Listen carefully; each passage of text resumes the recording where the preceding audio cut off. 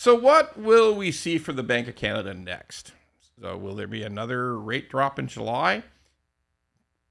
Maybe not. But here's the really important thing to understand. When people are trying to look at what the longer term outcome is for the Bank of Canada and where those interest rates will go, here's some important things to consider.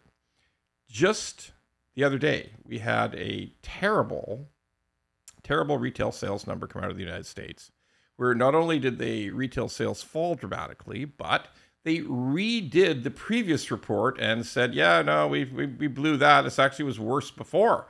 So I'll give you an interesting point. So in the United States, automobile loan default has reached the highest point since the Great Recession. Actually, it's exceeded the worst automobile default rates, loans not being paid, car loans not being paid in the United States at the height of the Great Recession in 2008, one of the worst economic episodes in the United States in the last 50 years. We have higher automobile not being paid, loans not being paid today than that in the U.S. So the news down in the U.S. is not really looking like unicorns and rainbows. So that means in Canada, the Bank of Canada governor has a good thought that, hey, these guys are going to be coming down. The Fed's going to be coming down soon, whether it's September, skip the election, go to a November, December reduction. But the Bank of Canada is going to do another 2 cuts this year. There's really no doubt about it. CPI is coming under control. Inflation is coming under control. I get it. Prices still seem very, very high because for the last 4 years, they're up 24%. They haven't come down. It's just the pace, the actual rate of inflation that's come down. So the Bank of Canada Governor, Tiff Macklem, has a date in a calendar circled next year, which is June of 2025. In June of 2025, mortgages will start renewing that were as low as 1.25 for variable and 1.99 for 5-year fixed. So that's going to start in 2025, June of 2025. So what do we think of that? We think, hey, Bank of Canada, it's going to be some really, really rough renewals. And there's so many mortgages renewing in 2025 and 2026. It's so big. So what does the Bank of Canada governor think? He thinks, you know what? Lately, in the last little while since we raised rates, those renewals were coming off typically fixed rates of between 3.59 and 3.79. They were all in the threes. Now they went up to 5. But now, starting in the middle of June of next year, we're going to have rates that were so low, they were down around 2%. And they're not going to be renewing at 5, but they're going to be renewing in the 4s. And that's going to be, and there's so many of them. Look, the Bank of Canada governor is not just somebody who's completely immune to the thoughts of what's going on in the Canadian economy. He can't be. He knows what's coming. They all know what's coming. Now, will this turn into an incredible renewal cliff where there will be tons of defaults? No, the evidence is probably not, because rates will be lower, to my point.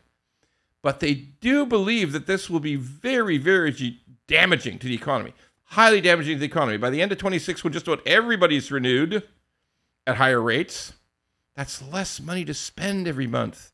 The economy continues to contract. So what will Tiff Macklem do? Tiff Macklem will cut rates.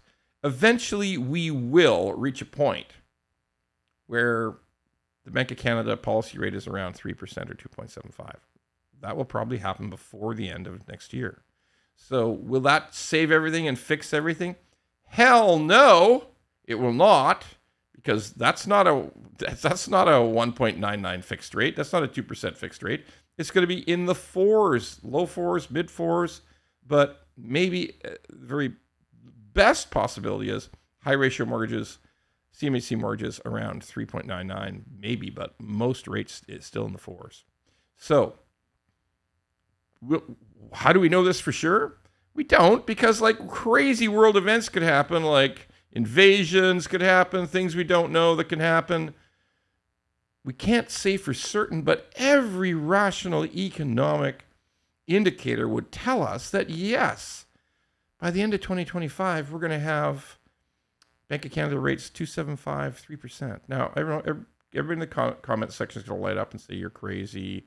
Rates are going to go up. Inflation is going to restart. We're going to eventually have 8%. I mean, all kinds of nutty talk, okay? But barring a disaster, this is where this is heading. Like, let's face facts. The Bank of Canada governor is a human being. He understands the direction this is going. He gets a lot of information. He's got hundreds of economists sitting around thinking about this stuff, modeling this stuff. He knows where this is going to go. And he knows that these renewals are going to continue to choke the economy even as he drops rates. So, does he want to go down as maybe the top asshole Bank of Canada governor that we ever had by leaving rates high? No. He's going to do what makes sense, and rates are going to come down. Now, it's not linear. It's bumpy. It's not going to just be exactly what we think. And there is still, who knows, the next invasion. But plan on this. Maybe don't take variable tomorrow, but if after another 2 drops, it might be time to think about a variable mortgage again. I'll let you know. But we all have to accept the fact interest rates in Canada, barring a disaster, barring the strangest thing in the world, barring a black swan event, interest rates in Canada will go back to Bank of Canada rate around 3% by the end of next year. That's just what's going to happen.